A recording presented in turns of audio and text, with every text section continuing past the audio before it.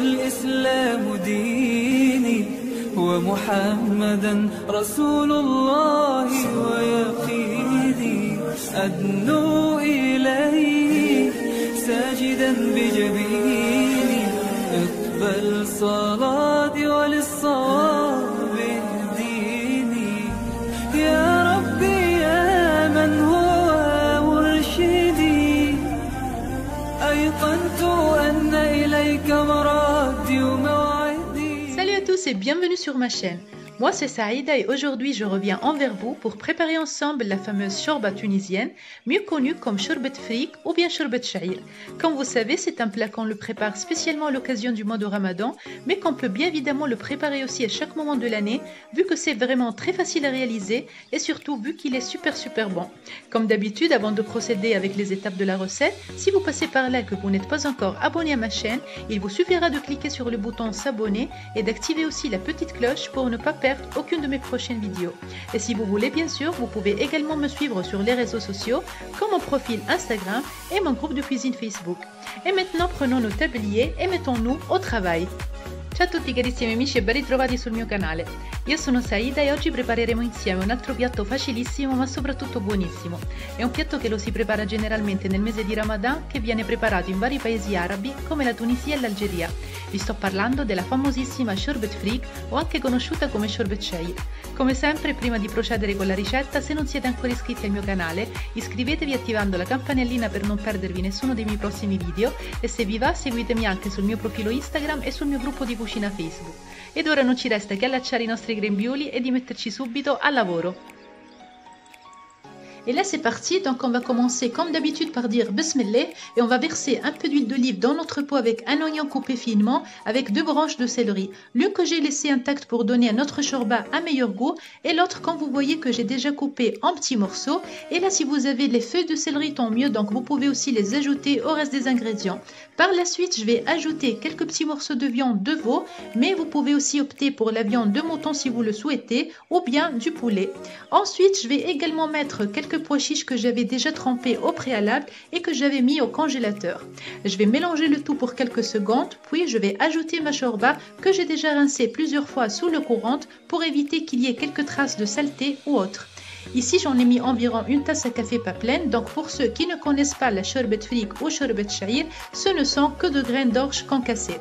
On va donc bien remuer le tout et on continue par ajouter le reste des ingrédients. Donc là je vais mettre environ une cuillère bien pleine de concentré de tomate, une demi-cuillère de harissa, donc celle-ci que je vais mettre c'est une harissa fait maison qu'on appelle en Tunisie harissa arbi. Donc là si vous n'avez pas de harissa vous pouvez la remplacer par de la paprika piquante ou même par du piment moulu, c'est à peu près la même chose. On remélange bien le tout et ensuite je vais écraser une gousse d'ail que je vais ajouter au reste des ingrédients. Donc là vous pouvez ajouter aussi plus d'une gousse si vous voulez. Donc là comme je dis toujours, ça revient toujours à son propre goût. Et pour les épices, on va ajouter une demi-cuillère à café de curcuma et une demi-cuillère à café de paprika douce et on va remuer le tout encore une fois avant d'y verser environ 1 litre d'eau bouillante. Et bien sûr veillez à cuire le tout à feu doux en remuant de temps en temps pour ne pas risquer que ça colle.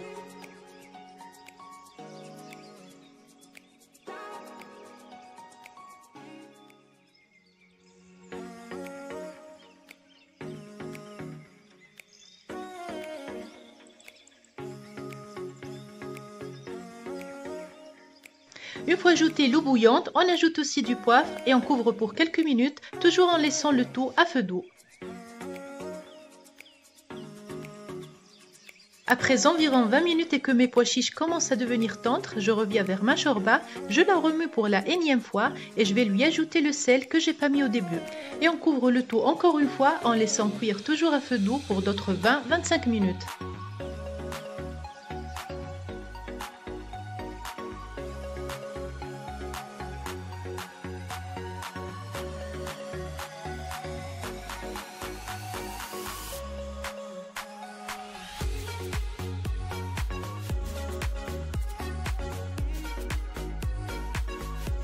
Après une cinquantaine de minutes en total, je reviens vers ma shorba pour contrôler son état et l'état de mes pois chiches. Donc là, pour les pois chiches, il vous suffira de prendre quelques-uns entre vos doigts et de l'écraser pour vérifier sa cuisson.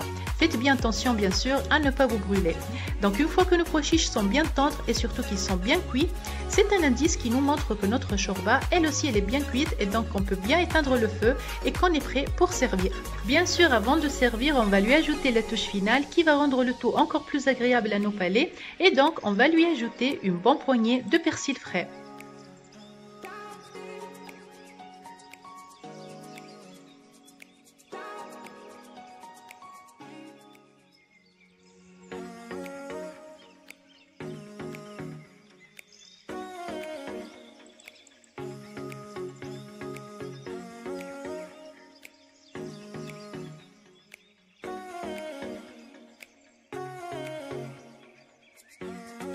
Et voilà mes chers amis, notre shorbat frik ou shorbat sha'ir est prête pour être dégustée. J'espère vivement que la recette d'aujourd'hui vous aura plu et que vous l'essayerez chez vous.